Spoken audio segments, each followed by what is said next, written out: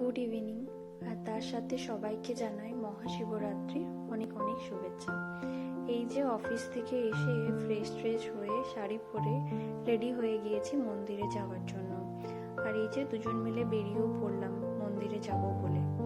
কিন্তু মন্দিরে পৌঁছানোর পর যা অবস্থা মন্দিরের ওখানে, এত ভিড় যে আমাদের দুজনকে দূর থেকে প্রণাম করেই অন্য একটা মন্দিরে যেতে হলো পুজো দেওয়ার জন্য।